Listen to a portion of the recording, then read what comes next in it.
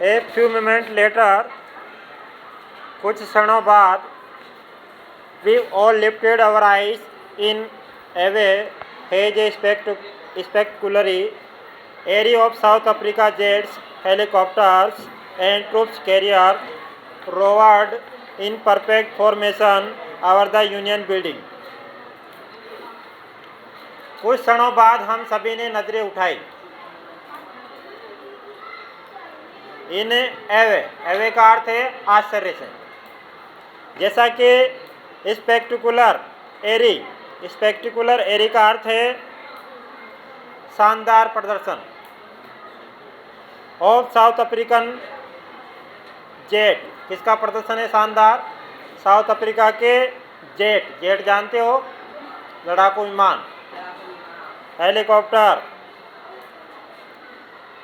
Troop career, सैनिकों को ले जाने वाले वाहन, रोअर्ड गरजे, इन परफेक्ट फॉर्मेशन, पूर्ण निर्माण के साथ, ओवर द यूनियन बिल्डिंग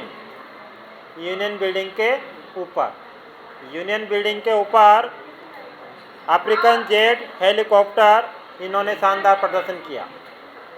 जैसे लाल किले के समय जब अपने देश में रिपब्लिक डे होता है तो लाल किले के ऊपर अपने देश के जेट हवा में आकाश में उड़ाते हैं, प्रदर्शन करने के लिए उड़ाते हैं ना, देखा हो तुमने तो।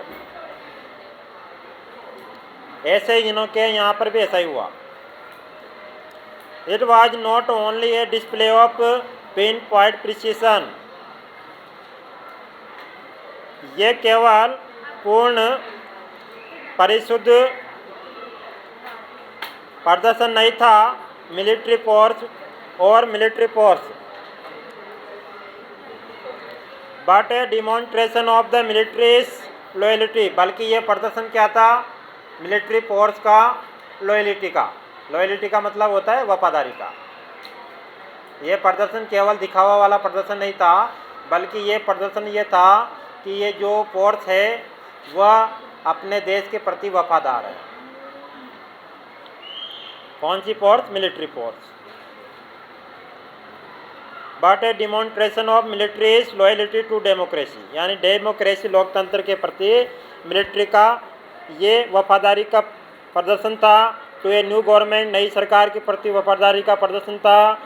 That had been freely fairly elected, जिस सरकार को सुंदर तरीके से और स्वतंत्र रूप से चुना गया था। फेयरली, फ्रीली का अर्थ क्या है? सुंदर और स्वतंत्र तरीके से इलेक्टेड, चुना गया।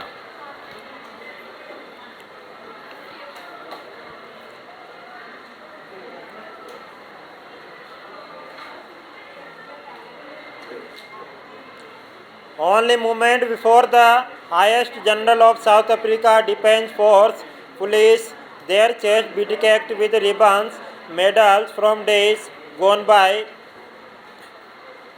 कुछ क्षणों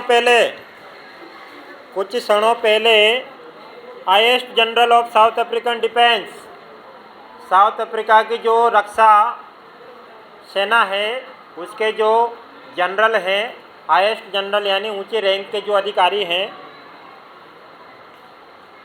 डिफेंस फोर्स के, रक्षा सेना के, पुलिस के जो भी श्रेष्ठ अधिकारी हैं, देयर चेस्ट, उनके सीने जो हैं, बेडेक्ड विद रिबन, उनके सीनों पर जो वर्दी है उस पर रिबन लगे हुए हैं, मेडल लगे हुए हैं, फ्रॉम डेज गोन बाय, गुजरे हुए दिनों के। देखा होगा तुमने, सेना और पुलिस के जो टॉप के लेवल के अधिकारी होते हैं उनकी जेब के यहाँ पर रिबन लगे रहते हैं छोटे छोटे से, उनके नीचे मेडल लटके रहते हैं। देखा? नहीं देखा ना? तो वह सब पे गए दिनों के थे, पर वह जो मेडल रिबन थे वह उन सब अधिकारियों के जो समय गुजरा उसके रिबन थे, वो उस समय उनको मिले थे। सैल्यूटेड मी, उन लोगों ने मेरे को सल्यूट किया। एंड प्लीड देयर लॉयल्टी, और अपनी वफादारी की शपथ ली। इन लोगों ने किसको सल्यूट किया? नेल्सन मंडेला को सल्यूट किया है ना, सलामी दी और शपथ भी ली, अपने देश के प्रति वफादारी की, अपनी नई सरकार के प्रति वफादारी की शपथ ली। I was not unmindful of the fact, not so many years before they would not have saluted but arrested me. मैं ये बात नहीं भूला था। I was not unmindful of fact, इसका मतलब है कि मैं उस बात को नहीं भूला था, उस तथ्य को नहीं भूला था। कौन सी बात को नहीं भूला था? Not so many years, ज़्यादा वर्ष नहीं हुए थे। Before, ज़्यादा वर्ष नहीं हुए थे। इन लोगों ने पहले क्या किया था? They would not have saluted, इन लोगों ने मेरे को सल्यूट ही नहीं किया, बल्कि अरेस्टेड मी, मेरे को इन लोगों ने गिरफ्तार भी किया था। जो लोग अभी मेरे को सलामी दे रहे हैं ना, सल्यूट कर रहे हैं, वफादारी की शपथ ले रहे हैं, जो टॉप लेवल के अधिकारी हैं, इन्हीं लोगों ने कुछ वर्षों पहले मेरे को क्या किया था? गिरफ्तार। क्योंकि पहले क्या कर रहा था नेल्सन मंडेला? ये क्रांतिकारी था पहले तो, है ना। अब इस चुनाव में जीत गया अधिकारी, ये स्वयं ही बन गया, राष्ट्रपति बन गया, तो अब वो सब इसको क्या कर रहे हैं? सलामी दे रहे हैं, वफादारी की शपथ ले रहे हैं, जबकि पहले क्या कर रहे थे? उसको गिरफ्तार कर रहे हैं।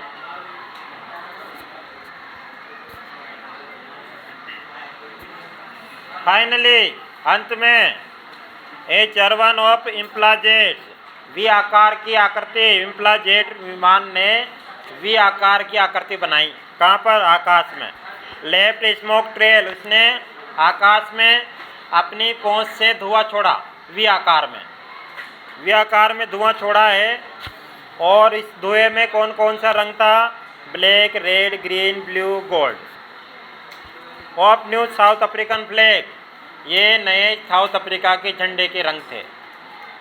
अपने यहाँ जेट विमान उड़ते हैं लाल किले के ऊपर, तो वह 3 रंग का धुआं छोड़ते हैं, है ना, केसरिया, वाइट और ग्रीन, है ना।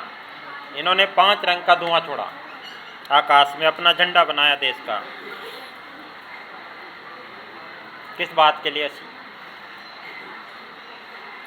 The day was symbolized for me by the playing of our 2 national anthem. ये दिन मेरे लिए प्रतीक था। ये दिन मेरे लिए क्या था? सिम्बोलाइज्ड, प्रतीक था। किस बात का प्रतीक था? देखो, by the playing of our 2 national anthems, इस दिन हमने 2 राष्ट्रीय गीत गाए। 2 राष्ट्रीय गीत गाए। अपने देश में हम एक ही राष्ट्रीय गीत गाते हैं सब जगह, उन्होंने एक ही बार में 2 राष्ट्रीय गीत गाए। तो ये प्रतीक था 2 राष्ट्रीय गीत गाने का। And vision of white singing, और दृश्य था वाइट सिंगिंग, यानी वाइट लोगों ने कौन सा राष्ट्र गीत गाया? नेकोसी सिकेल, अफ्रीका। ये राष्ट्र गीत किन्होंने गाया? वाइट पीपल ने, पुराने वालों ने। और नए वालों ने कौन सा गाया? ब्लैक सिंगिंग, ब्लैक लोगों ने कौन सा गाया? Die Stem, the old anthem of republic. ये पुराना राष्ट्र गीत था लोकतंत्र का, साउथ अफ्रीका के लोकतंत्र का ये पुराना गीत था, राष्ट्र गीत था या राष्ट्रगान था। और अंग्रेज़ों ने जो वहाँ पर वाइट सुप्रीमेसी स्थापित की, उन लोगों ने वहाँ पर राष्ट्र गीत कौन सा बजाना शुरू कर दिया था? नेकोसी सिकेल अफ्रीका, है ना। ये राष्ट्रगान शुरू हुआ था और नया काले लोगों का राष्ट्रगान था डाई स्ट्रीम। कंपैरिजन चेक वाले क्वेश्चन देखो। South Africa depend showed its of to democracy, South Africa ने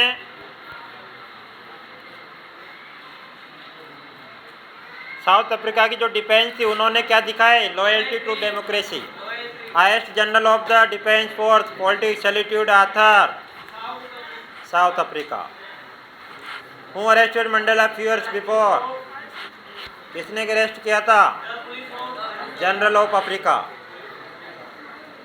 new government of had been elected freely fairly, A B दोनों। Played there loyalty for what they lay, क्या शपथ ली उन लोगों ने? Loyalty to democracy and new government. What colour are there in flag of South African flag, South Africa के flag का colour क्या था? कौन सा कलर था? Black, red, green, blue, gold. Para 4 पे आओ। Although they neither group knew the lyric of the anthem, यद्यपि उस दिन neither group black and white, दो ग्रुप है ना साउथ अफ्रीका में, ब्लैक एंड वाइट, तो दोनों ग्रुपों के बारे में बोला गया कि नाइदर ग्रुप, दोनों ग्रुप में से कोई भी नहीं जानता था the lyric of the anthem, राष्ट्रगान की जो ताल थी उसको कोई नहीं जानता था। दे वन डिस्पाइज्ड, वे एक बार इस पे घृणा करते हैं। They would soon न्यो the words by heart, इस बार तो जी पहली बार इन्होंने राष्ट्रगान सुना है तो ये अभी इससे घृणा करते हैं राष्ट्रगान से, लेकिन they would soon know the words by heart, लेकिन शीघ्र ही ये इस राष्ट्रगान के शब्दों को अपने मन से जान जाएंगे, यानी मन से स्वीकार कर लेंगे। On the day of the inauguration, उद्घाटन के दिन आई वाज ओवरवेल्म्ड का अर्थ है अत्यधिक खुश हो जाना। उद्घाटन के दिन मैं बहुत खुश था। With a sense of history, किस बात से खुश था? इतिहास की समझ से। In the first decade of 20th century, 20वीं शताब्दी के पहले दशक में, a few years after bitter Anglo bore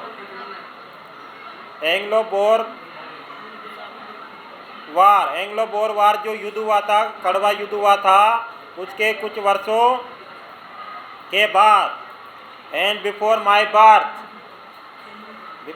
one birth, मेरे स्वयं के जन्म से पहले, the white skin people of South Africa के सफ़ेद चमड़ी के लोगों ने इरेक्टेड ए सिस्टम, एक सिस्टम का निर्माण किया।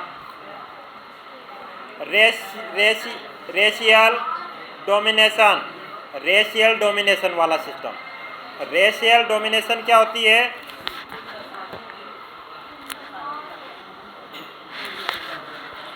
जातीय, रेशियल डोमिनेशन क्या है? हाँ, जातीय व्यवस्था।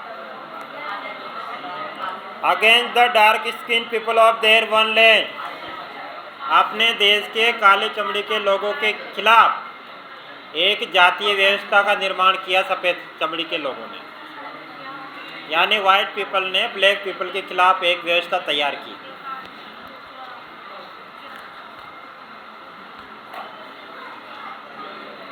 द स्ट्रक्चर दे क्रिएटेड, जो ढांचा उन्होंने तैयार किया, मोस्ट इनह्यूमन, वो अत्यधिक अमानवीय था। सोसाइटी, समाज के लिए। The world has ever known, अब तक संसार में जितने भी व्यवस्थाएं हैं किसी भी देश में, ये सबसे अमानवीय व्यवस्था थी। माई वन 8 डिकेड, मेरे स्वयं के 80 के दशक में, ये मेरे स्वयं के 8 दशक में, 8 दशक मतलब मेरे स्वयं के 80 साल में। एज ए मैन, एक व्यक्ति के रूप में मैं स्वयं कितने साल का हो गया? 80 का। कौन कह रहा है? ये नेल्सन। वो कह रहा है कि मेरे स्वयं के 8 दशक, 8 दशक का मतलब 80 साल, एक दशक का मतलब 10 साल, तो 8 दशक का मतलब क्या हो गया? 80 साल, यानी 80 साल का है, ये इस समय बोल रहा है। That system had been overturned forever, यह व्यवस्था हमेशा के लिए हमने बदल दी। And replaced by one they recognised, और हमने इसके स्थान पर एक नई व्यवस्था स्थापित की। रिकॉग्नाइज, जिसको पहचाना गया, राइट, अधिकार के लिए, एंड फ्रीडम, स्वतंत्रता के लिए, ऑफ ऑल पीपल, सभी लोगों की, जिसमें हमने सभी लोगों को अधिकार दिए, सभी लोगों को स्वतंत्रताएं दी, regardless of colour their skin, और लोगों का उनके स्किन के आधार पे हमने सम्मान भी दिया, जबकि पुरानी व्यवस्था में ये सब चीज़ें नहीं थी। जो वाइट स्किन पीपल लोगों का शासन था उस समय ये व्यवस्थाएं नहीं थी। हमने नई व्यवस्था स्थापित की जिसमें हमने लोगों को अधिकार दिए, स्वतंत्रताएं दी और उनके कलर का सम्मान किया।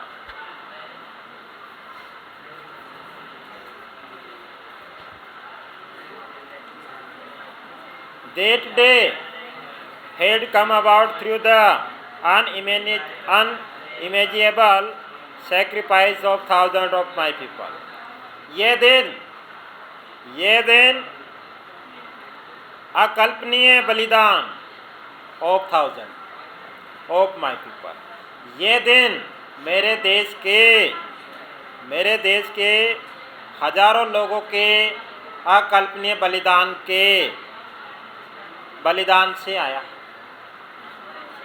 पीपल हूँ सफरिंग, वे लोग जो पीड़ित थे, and courage can never be counted और रिपेड, और साहस जो होता है, हमारे अंदर जो साहस होती है, हिम्मत होती है, वह कभी भी व्यर्थ नहीं जाती, उससे हमेशा हमें कुछ न कुछ मिलता ही है, वह कभी भी व्यर्थ नहीं जाती है। कंपैरिजन चेक क्वेश्चन देखो। People faced up their difference, black skin, white skin, all आएगा, all people faced up their difference. The racial system in South Africa came into existence in, South Africa में जातीय व्यवस्था कब अस्तित्व में आई? First decade of 20th century. When was the system overturn, system कब बदला?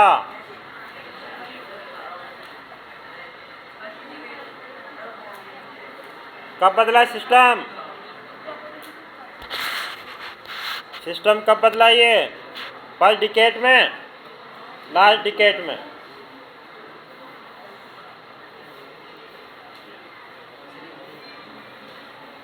Last decade. White skinned people erected a system of racial domination against the dark skinned people. White skinned people कौन थे ये लोग?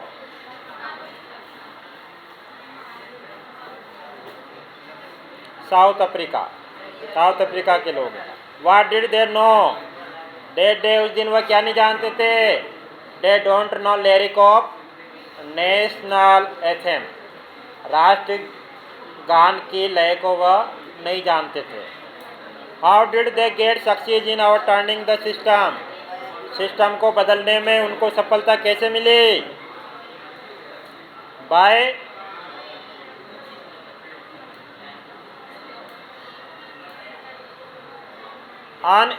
Unimaginable sacrifice of thousand people, अकल्पनीय बलिदान से, हजारों लोगों के अकल्पनीय बलिदान से ये चीज़ उनको हासिल हुई।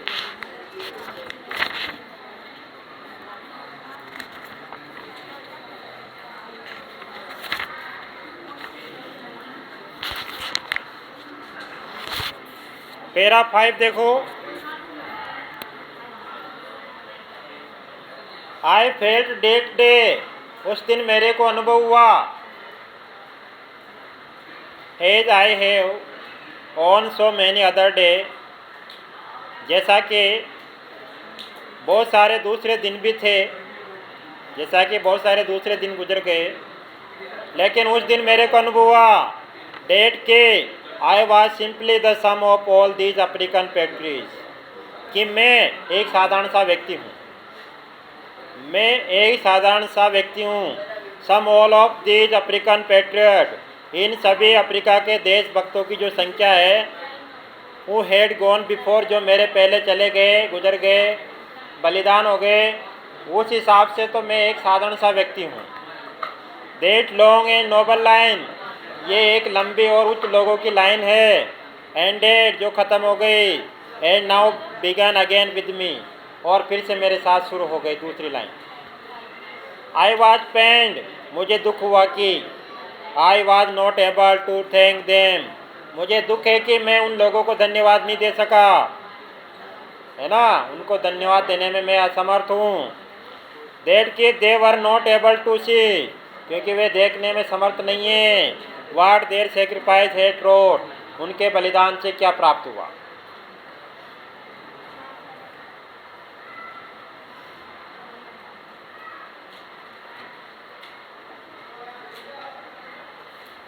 पढ़ने में मन नहीं लग रहा।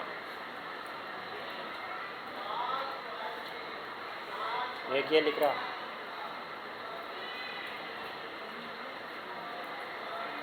क्या लगा तुम्हें? मेरे को नहीं दिख रहे तुम, है ना? ऐसा लग रहा है इनको, मेरे को पता ही नहीं चल रहा इनको, है ना? यही चल रहा ना पता, इनको तो पता ही नहीं चल रहा।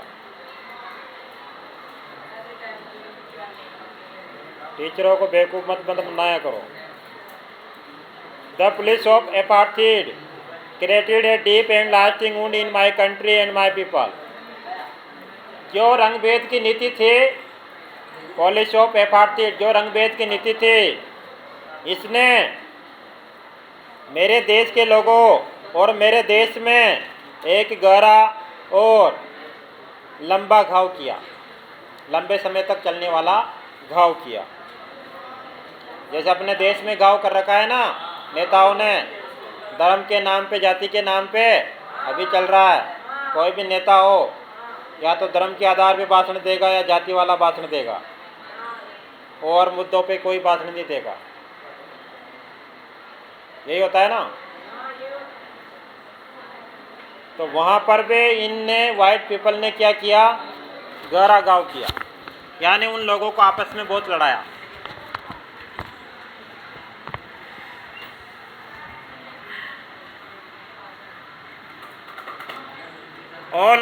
All of us will spend many years, हम सबको अनेक वर्ष लगेंगे। इफ नॉट जनरेशन, यदि पीढ़ियाँ नहीं लगेगी लेकिन वर्ष तो अनेक लगेंगे। रिकवरिंग, ठीक होने में। फ्रॉम दैट प्रोफाउंड हर्ट, ये गहरे घावों को ठीक होने में हमें अनेक वर्ष लगेंगे। यानी लोगों के बीच में जो खाई पैदा हो गई है जाति धर्म के नाम पे, रंग के नाम पे, उसको ठीक करने में अनेक साल लगेंगे, लेकिन पीढ़ियाँ नहीं लगेगी। पीढ़ी का मतलब पूरी पीढ़ी खत्म नहीं होगी ऐसा करने में। But the decades of operation, लेकिन दशकों के दमन, ऑपरेशन यानी दमन, एंड ब्रूटलिटी, और पशुता, पशुओं जैसा व्यवहार, हेड अनादर, ये दूसरी बात थी। जो दमन किया गया, जो पशुओं के जैसा व्यवहार किया गया लोगों के साथ, ये अलग बात है। अनइंटेंडेड इफेक्ट, इसके भी जो इफेक्ट है वह उसका पता भी नहीं है कि ये इफेक्ट कब तक चलेंगे। That was that it produce the ओलियर Thomas, और इसका प्रभाव ही पड़ा किसका? दमन का। और ये जानवरों जैसा व्यवहार किया गया बिना किसी इरादे के, इसका प्रभाव क्या पड़ा? इसका प्रभाव ये पड़ा कि that was that it produce the ओलियर Thomas, इसी के कारण ओलियर थॉमस जैसे व्यक्ति पैदा हुए। अपने देश में अंग्रेजों ने अपने देश को, लोगों को प्रताड़ित किया, उसी के परिणाम स्वरूप भगत सिंह जैसे व्यक्ति पैदा हुए। समझे? अभी कोई पैदा नहीं हो रहा भगत सिंह जैसा। क्यों नहीं हो रहा? हाँ, जरूरत तो है, पर लोगों को समझ में नहीं आ रहा अभी। हाँ, समझे? अभी तो इनको यही समझ में नहीं आ रहा कि पढ़े कि नहीं पढ़े। हाँ, तो भगत सिंह बनना तो कैसे समझ में आएगा? तो इसी के परिणाम स्वरूप क्या हुआ कि ओलिवर थॉमस जैसे व्यक्ति पैदा हुए, वेल्टर सिस्लिस जैसे व्यक्ति पैदा हुए, चीप लुथलियस जैसे व्यक्ति पैदा हुए, यूसफ डेडोस जैसे व्यक्ति पैदा हुए, ब्रेम फिशर जैसे व्यक्ति पैदा हुए, रॉबर्ट सुबोक्विस जैसे व्यक्ति पैदा हुए और पावर टाइम। ऐसे हम भी अपने देश में जो क्रांतिकारी पैदा हुए उनका नाम ले सकते हैं। वो व्यक्ति कैसे पैदा हुए? अंग्रेजों के कारण। अभी किसके कारण से पैदा होंगे? अभी तो कारण ही नहीं है। हाँ, है क्या कोई कारण? मैं बताऊं कारण? हाँ, क्या बताएं? अभी ऐसे व्यक्ति पैदा नहीं होंगे क्योंकि अभी ऐसा कोई माहौल नहीं है देश में, है ना। अच्छे व्यक्ति, भगवान जैसे व्यक्ति पैदा तब होते हैं जब बहुत बुरा माहौल होता है। हाँ, लोग जानवरों जैसे मर रहे होंगे या लोगों के साथ जानवरों जैसा व्यवहार होगा, तब जाकर के ऐसे व्यक्तियों का निर्माण होगा। अभी तो तुम्हारे साथ इंसानों जैसा व्यवहार हो रहा है देश में, है ना। इसलिए अभी तुम क्यों सोचोगे ऐसा बनने की? हाँ, अपनी जान की बाजी क्यों लगाओगे? अभी कोई कारण नहीं है ना ठोस ऐसा। पढ़ाई है, मिल ही रही है, जैसी भी मिली जैसी, भोजन मिल ही रहा है, अन्य आवश्यकताएं सभी पूरी हो ही रही है देश में, है ना। आराम से घूम रहे हो। इस वजह से अभी ऐसा कोई माहौल नजर नहीं आ रहा।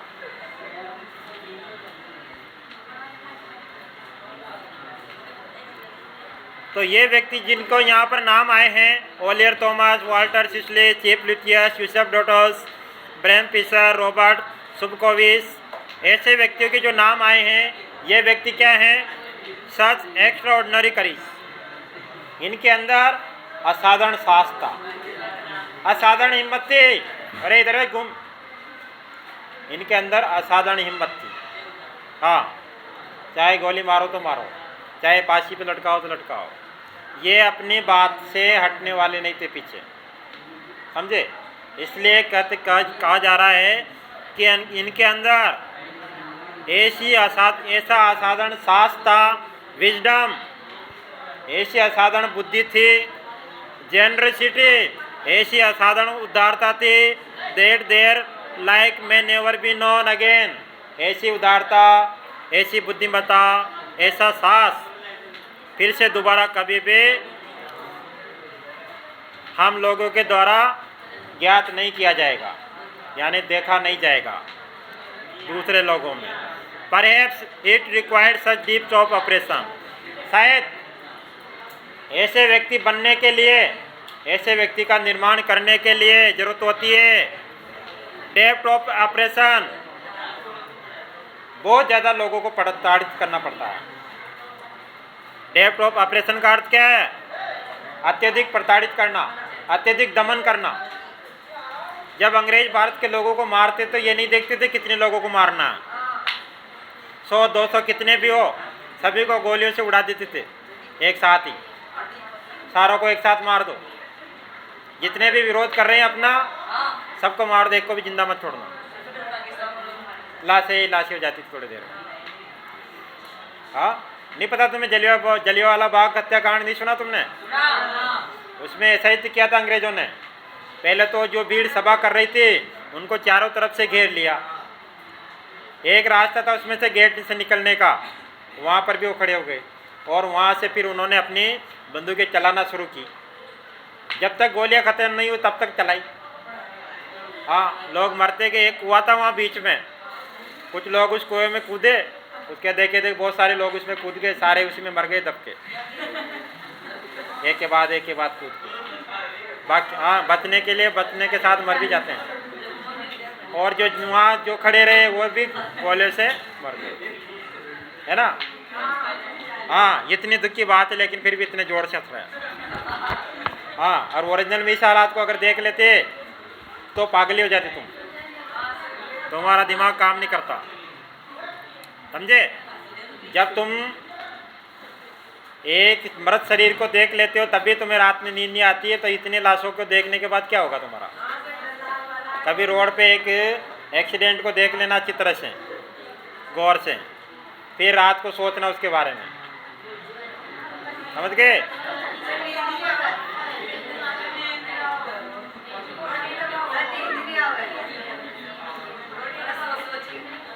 तो अत्यधिक उच्च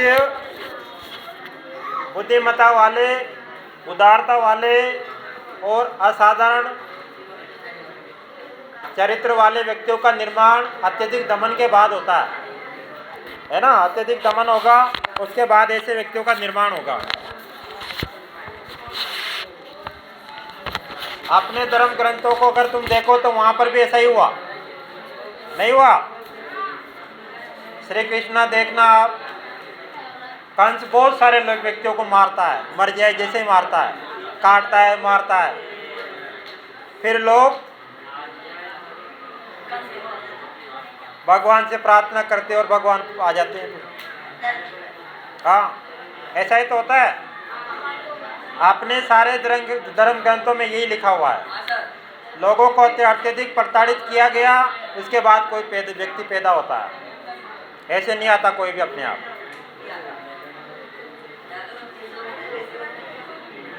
अभी जो व्यक्ति नेता बनते हैं वो भी ऐसे ही बनते हैं। अगर किसी गांव के व्यक्ति ज़्यादा दुखी है तो उस गांव का व्यक्ति, कोई ना कोई व्यक्ति उन व्यक्तियों की, दुखी व्यक्तियों की आवाज़ बनेगा और वह व्यक्ति उस गांव का नेता बन जाएगा। समझे? हाँ, महिलाएं भी बन जाएगी नेत्री।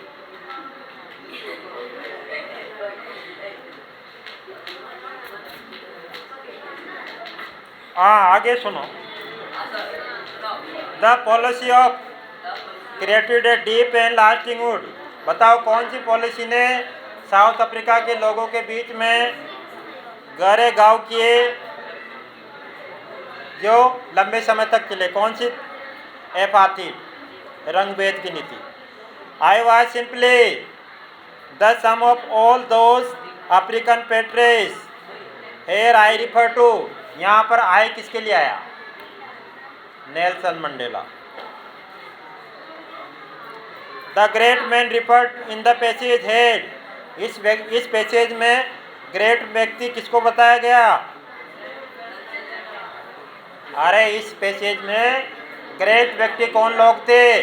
जिनके पास एक्स्ट्राऑर्डिनरी करेज था, विजडम थे, जनरसिटी थे, वे व्यक्ति ग्रेट थे। Who was not able to see what their sacrifice had wrought। वे कौन थे जो अपने बलिदान को नहीं देख सके? वे व्यक्ति जो साउथ अफ्रीका के, वे व्यक्ति जो नेल्सन मंडेला के पहले मर गए देश के लिए लड़ते लड़ते, वो व्यक्ति जिनके नाम भी यहाँ आया है ना।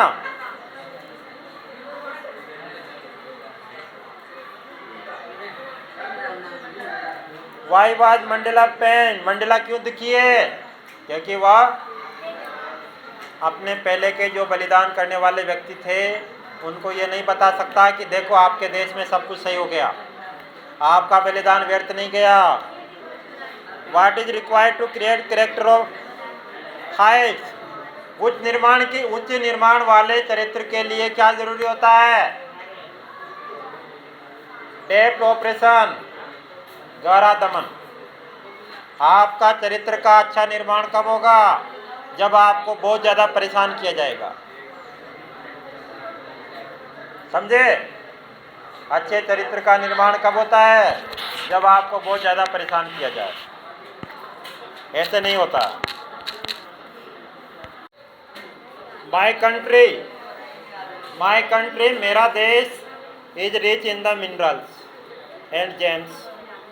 मेरा देश जो है वह मिनरल्स यानी खनिज पदार्थ। मेरा देश जो है खनिज पदार्थ, जेम्स का यहाँ अर्थ है रतन, खनिज पदार्थ और जो रतन मिलते हैं।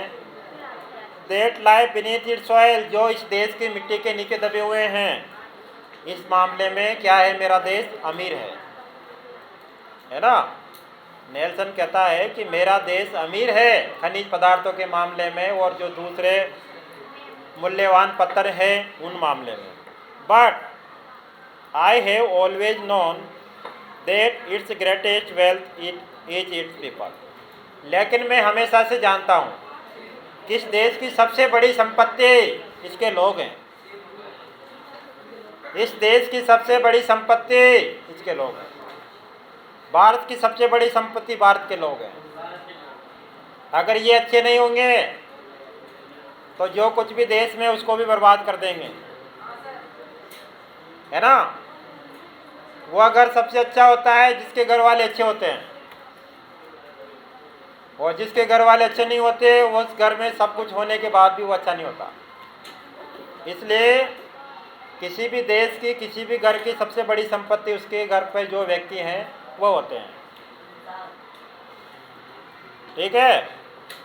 तो इस अपने देश के लोगों की प्रशंसा में क्या लिखता है कि मेरे देश के लोग मेरे देश की सबसे बड़ी संपत्ति है। क्यों है सबसे बड़ी संपत्ति? क्योंकि मेरे देश के जो लोग हैं फाइनर है। फाइनर, फाइन यानी अच्छा, और फाइनर यानी और अधिक अच्छे। ट्रूअर अधिक सच्चे, प्योरेस्ट अधिक शुद्ध। डायमंड, डायमंड जो होता है ना शुद्ध, उससे भी ज़्यादा शुद्ध है। शुद्ध का मतलब कपटी नहीं है ना, दूसरों को परेशान नहीं करते हैं। अब हंसने लग गया, पहले लिख रहा था। It is from this comrades in the struggle that I learned the meaning of courage.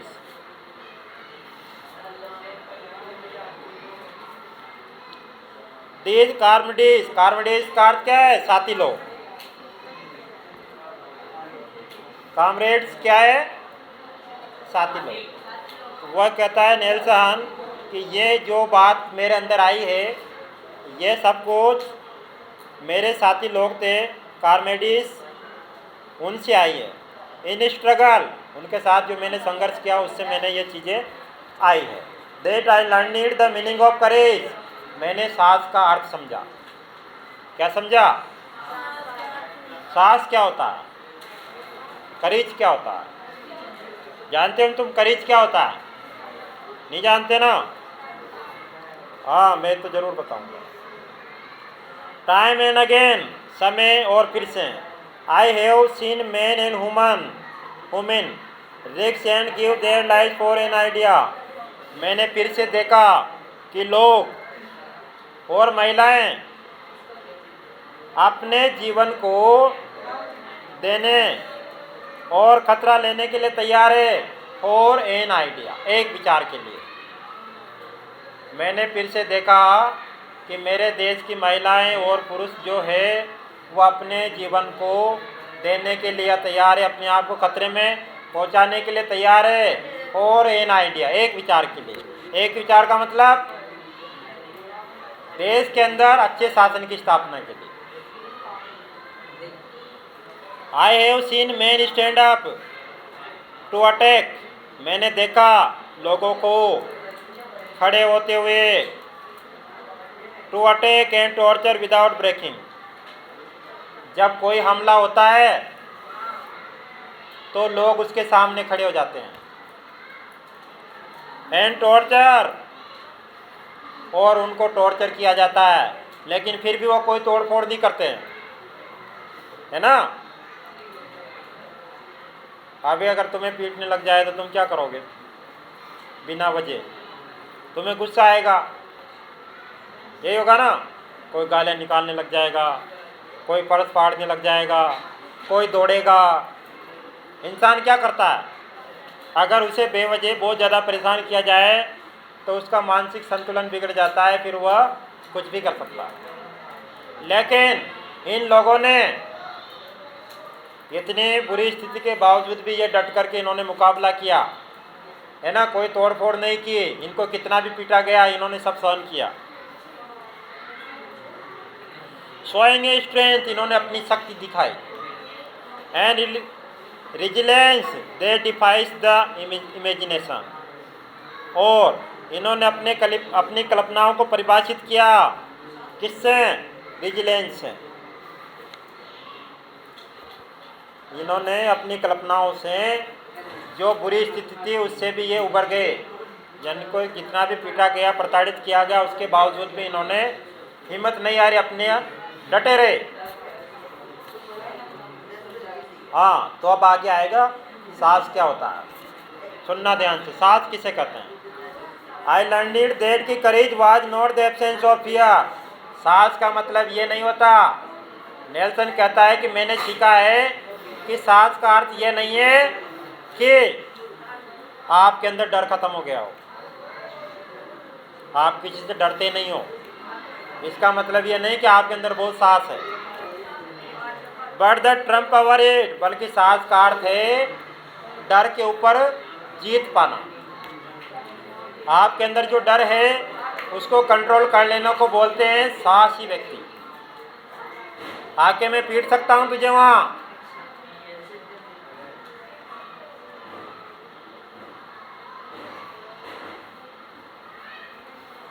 The brave man is not who does not feel afraid. बहादुर व्यक्ति वह नहीं है जिसको डर नहीं लगता। वह व्यक्ति बहादुर नहीं है जिसको डर नहीं लगता। बट हूँ कॉन्क्वेयर द दैट फियर। बहादुर व्यक्ति तो वह है जो डर को जीत लेता है ना। पुलिस वाले अगर आपको लठ मारे और आप बिना लठ बजाए वो लठ देखते ही भग जाओ तो फिर आप कहाँ से बहादुर हो? बहादुर तो तब हो जब वो आपको लठ मारे तब भी आप पीछे नहीं भगो। हाँ, ऐसी बहादुरी चाहिए, है ना। तुम तो देखते भग जाओगे। तुम तो यहाँ टीचर डंडा लेके आ जाता है जिसमें ही डर जाते हो। No one is born hating another person. कोई भी व्यक्ति जन्मजात दूसरे व्यक्ति से नफरत करता हुआ पैदा नहीं होता। कोई भी व्यक्ति दूसरे व्यक्ति से जन्म से ही नफरत थोड़ी करता है। हाँ, छोटे बच्चे से ही नफरत करने लग जाए ऐसा थोड़ी संभव है। Because of colour of his skin, his background, his religion. किस आधार पे? आप अभी सब छोटे बच्चे हो, क्या आप अभी से ही दूसरे लोगों को उनके रंग के आधार पे, उनके रंग के आधार पे, उनकी गरीबी के आधार पे, उनके धर्म के आधार पे अभी से नफरत करने लग जाओगे क्या? नहीं करोगे। आपको सिखाना पड़ेगा नफरत करना, फिर आप नफरत करोगे। कौन सिखाएगा नफरत करना? अध्यापक, आपके घर वाले, नेताजी, कथावाचक, इन सब का काम क्या है? नफरत करना सिखाना, है ना। नहीं है? अध्यापक भी अगर वह भी संकीर्ण मानसिक सोच वाला होगा तो वह भी लोगों को नफरत करना सिखाएगा। एक लेसन आएगा अपने APJ अब्दुल कलाम वाला, 9th क्लास में आया होगा पिछले साल। उसमें APJ अब्दुल कलाम को एक अध्यापक आगे वाली लाइन से निकाल के पीछे वाली लाइन में भेज देता है। कारण क्या था? क्योंकि वह टोपी पहने हुआ था और उसके बगल में बैठा व्यक्ति ब्राह्मण था जो जनेऊ पहना हुआ था। तो उस अध्यापक का यह मानना था कि एक ब्राह्मण के साथ एक मुस्लिम नहीं बैठ सकता, इसलिए तू पीछे जा। तो अध्यापक भी ऐसा आपको सिखा सकते हैं। हालांकि अध्यापक वर्ग में ऐसा कम मिलेगा। इसके पीछे कारण है क्योंकि अध्यापकों को दूसरे बहुत सारे काम होते हैं। सबसे ज़्यादा ऐसे काम सिखाते हैं नेता। हाँ, दूसरे आपस में लोगों को लड़ाने का काम सबसे ज़्यादा करते हैं। नंबर 1 पे नेता है, दूसरे नंबर पे कथावाचक है, तीसरे नंबर पे साधु है, संत। उनका भी काम यही है ना। तीनों व्यक्ति सबसे ज़्यादा अपने भारत में तीनों व्यक्ति सबसे ज़्यादा लोगों को लड़ा रहे हैं।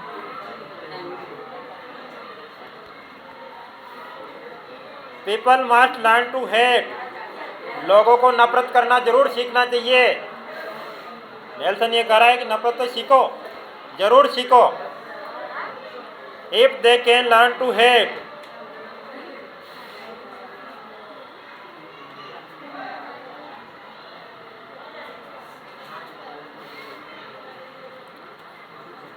लोग नफरत करना कब सीखते हैं?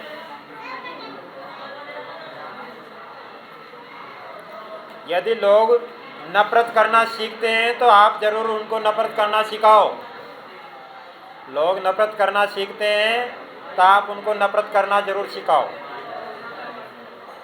दे can be taught to love, लेकिन आप उनको प्रेम करना भी सिखा सकते हो, है ना।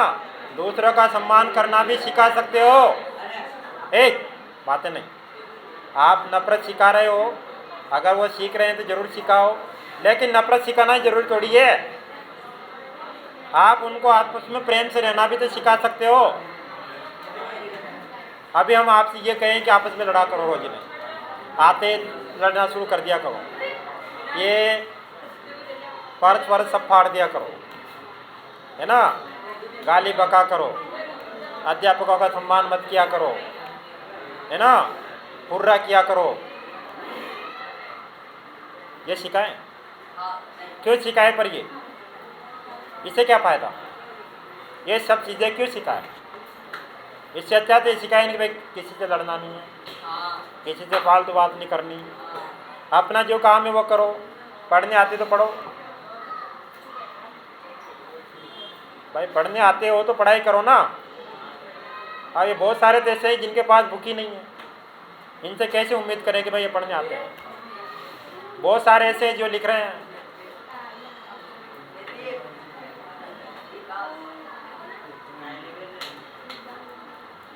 तो नेल्सन मंडेला का कहने का मतलब ये है कि नफरत करना तो हम लोगों को जरूर सिखा सकते हैं यदि वो सीखते हैं, लेकिन हमें उसकी जगह लोगों को प्रेम से रहना सिखाना चाहिए, क्योंकि लोग प्रेम से आसानी से रह सकते हैं यदि हमें उसको सिखाएं तो। क्योंकि love comes more naturally to the human heart than it opposite, कि लोगों के मन में एक दूसरे के प्रति सम्मान आसानी से आ जाता है। यानी लोग बाग ये बात आसानी से मान लेते हैं कि भाई हमें अच्छी तरह से रहना चाहिए, दूसरों का मान सम्मान करना चाहिए, लड़ना झगड़ना नहीं चाहिए। ये बात लोग सामान्य रूप से सीख जाते हैं। जबकि अगर हमें किसी व्यक्ति के खिलाफ नफरत करना सिखाना है तो फिर उसके लिए हमें ज़्यादा जोर लगाना पड़ेगा। अध्यापक के खिलाफ अगर बच्चों को, स्टूडेंट को नफरत करना सिखाना है तो बच्चों को पहले तो उस अध्यापक की बहुत सारी कमियां बताएंगे, तो वो ऐसा करता है, घर पे जाता है, दारू पीता है, घूमता फिरता है, विमल खाता है, गुटखा खाता है, उसमें बोलने के मैनर्स नहीं है, तो बहुत सारी कमियां उसको बताएंगे। क्लास में आता है, बच्चों को बिना वजह पीट देता है, फिर तुम भी कहोगे हाँ हाँ मेरे को भी पीटा था। तुम्हारे दिमाग में धीरे धीरे धीरे धीरे ये बात समझ में आएगी। लगातार तुमसे बोला जाएगा कि हाँ वो गलत है, देखो उसने आज ये किया ना, गलत है। ऐसे आपको रोजाना सबूत दिए जाएंगे कि हाँ वो गलत है, गलत है, गलत है। जैसे आपके घर के माता पिता बोलते हैं ना, जैसे आपके घर वालों की अगर किसी से लड़ाई हो रही हो तो घर वाले आपसे बोलते रहते हैं, देखो आज उसने ये किया, देखो ये किया, ये ऐसा कही ये ऐसा ही करज, पहले अपना साथ भी करी किया नशा, फिर धीरे धीरे हमारे भी समझ में आएगा हाँ ये गलत है, फिर हम नफरत करना सीख गए, फिर थोड़ी सी बात होते हम लड़ने के लिए तैयार हो जाएंगे। ऐसे तो होता है शुरुआत, समझे। हाँ, तो तुम दोनों चीज़ें सिखा सकते हो, नफरत करना भी सिखा सकते हो लोगों को और प्रेम से रहना भी सिखा सकते हो, लेकिन ये डिपेंड करता है आपकी सोच के ऊपर। अगर आपको लड़ाई झगड़े में अब आनंद आता है तो आप लोगों को नफरत करना सिखाओगे, और अगर आपको इन चीज़ों से मतलब नहीं है तो फिर आप सबसे यही कहोगे क्यों लड़ रहे हो, आराम से रहो, अपने अपने काम पे ध्यान दो, दूसरों के मुंह क्यों लगते हो, है ना। और अगर नफरत सिखा रहे हो तो बहुत बढ़िया किया, ऐसा ही करना था, वह इसी के लायक है, तो सही आदमी वो गलत है ना। बालिकाओं, तुम सिखा सकती हो, लिखकर सिखा सकते। तो ये बात है। ओरल कंप्रेशन चेक में देखो, what do military generals do, how has their attitude change and why. Military general क्या करते हैं और उनका एटीट्यूड कैसे चेंज होता है, क्यों चेंज होता है, क्यों चेंज होता है।